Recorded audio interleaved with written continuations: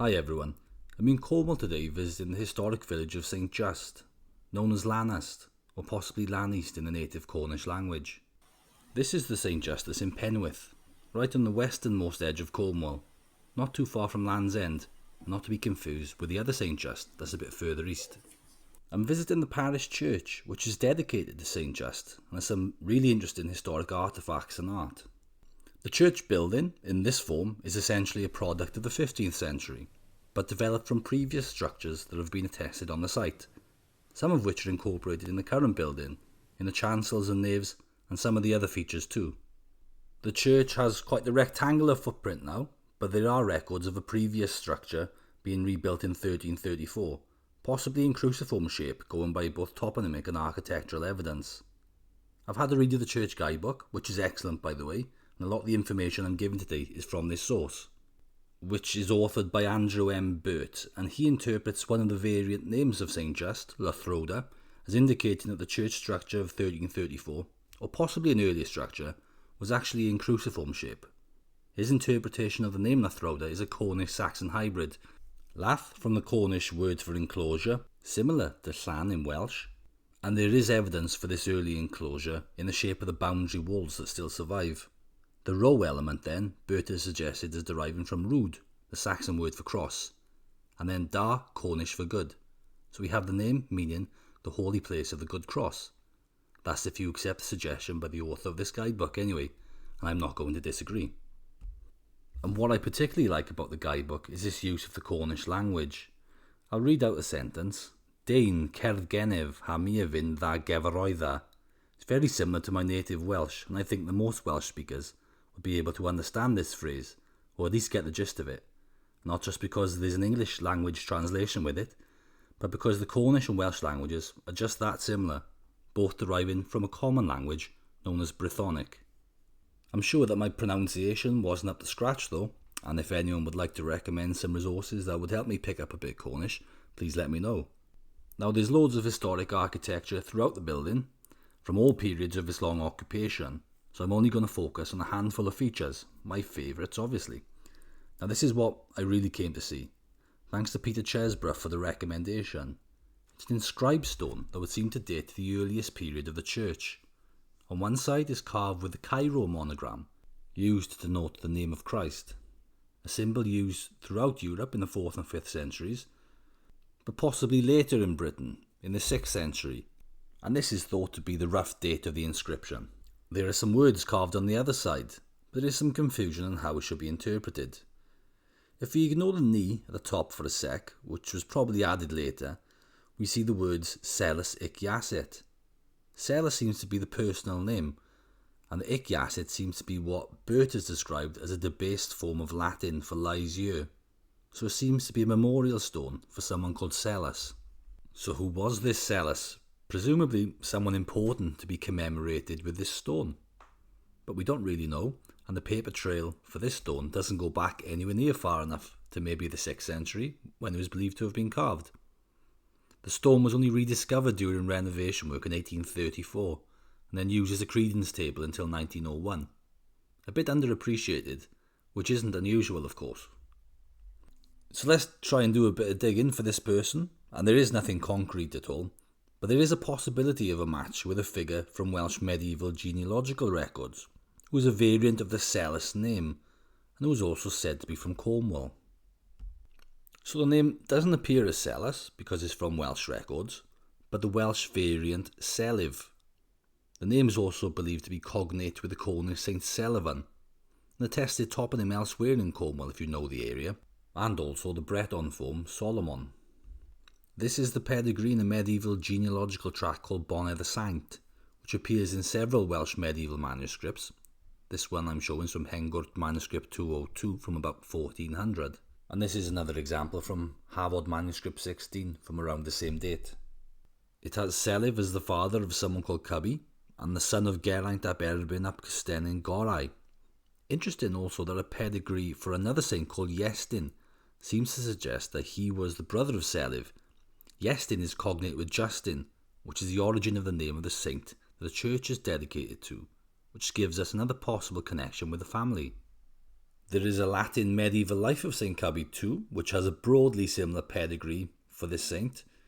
The variant Solomon is used for Selyv, and is mentioned in both versions of the life as the father of Cubby, but this time as the son of Erbyn, son of Geraint and son of Lud.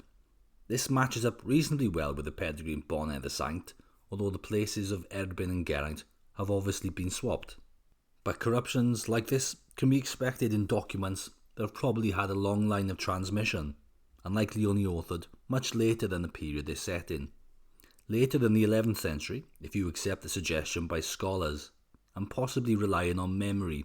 Maybe the lineage was something that was only sort of half remembered, but nevertheless believed to be historical by the author of the life. A lot of Welsh sources of this type are treated quite cautiously in terms of their historicity, and the events described are often difficult to corroborate outside of these sources. But there are a few different sources on this one that seem to corroborate the key details. So if we take the life of St Cubby at face value, Cubby was definitely placed in Cornwall, born in the region of the Cornishmen of illustrious lineage, whose ground of nativity was between the two rivers which are called Tamar and Limar. That's according to the life. So this gives us a good indication of where his father Solomon, or Selyv, or as I'm suggesting also Selus, was located. Another Welsh saint's life, the life of Saint Taylor, again set in the 6th century, also mentions Taylor as visiting a king of Dumnonia called Geraint at Dingerin. This would be either the father or the grandfather of Selyv. And this Geraint is a very interesting figure, a celebrated warrior of the Welsh heroic age. He was the subject of a well-known Middle Welsh poem titled Geraint Phil Erbyn, traditionally attributed to the great bard Llywar Chen. It's a series of englynion, a Welsh poetic metre, and believed to have been composed originally in the 9th or 10th century, and possibly from much older material that could relate to the real historical figure from the 6th century. Like the majority of early Welsh poetry, the verses are ambiguous and terse and short of narrative details. But Geraint was obviously a great Dumnonian warrior whose prowess in battle was celebrated at a place called Llongborth. Here's an example. Rhag Geraint, gelyn cystydd, gwelais meirch can crymrydd a gwedi gawr, garw achlydd. Key features of the battle are emphasised using a mnemonic repetition known as cymeriad geiriol, where many of the words of the verses are repeated throughout. What's caught my eye in this poem is the description of horses in the context of warfare, bent and bloodied according to the text. Many sources refer to horses as being used by the Britons in battle during late antiquity and the early medieval. This is something that I've previously talked about in my video on Talabolion, where I argued that horses had particular significance in early Wales. Other stanzas also use cymeriad geiriol. The words "yn Llongborth y gwelais" are repeated, followed by various descriptions of the sites of battle. Famously, one stanza describes Arthur being seen as participating at battle. Yn Llongborth y gwelais Arthur, gwyr dewr, cymunint y dir, amerawdwr, lliwiadur, llawryr. This is probably the earliest surviving description of Arthur as an emperor, if you accept the suggested dating of this poem. Amerawdwr in Welsh. It's possibly what influenced portrayal of Arthur as an emperor in the late medieval romantic cycle that was really popular across Europe. Geraint also seems to have been someone that inspired a late Arthurian romantic character, one of Arthur's knights. And I'm sure that we've lost most of what would have been a much greater narrative tradition relating to both Geraint and Arthur, but something that would have been known to the audience of the day. Selyv too must have had a story that's almost been completely lost over the centuries. But just to reiterate, this is not necessarily the same person as the stone, but I think there are a few good reasons to think that it could be. There are some other Selyvs known from the period. There was a Salomon, king of Amorica in the Historia Region Britanniae. There's also a Selyv Sarfgadai associated with Powys, nowhere near Cornwall really. Anyway, we're going off course now from the main subject, which is the church. There are two fine examples of 15th century secco wall paintings. It's a slightly different technique to fresco painting. These were painted onto dry plaster, while frescoes were painted onto wet plaster. Pre-Reformation, most churches would have been brightly painted. In my video on the Llyn Fawr Hoards, I showed another good example of the recreated wall art in St Taylor's Church, formerly at Llandeilo Talabont, now at St Fagans Museum. Paintings like this were ordered to be painted over during the Protestant Reformation in the 16th century, considered to be too popish.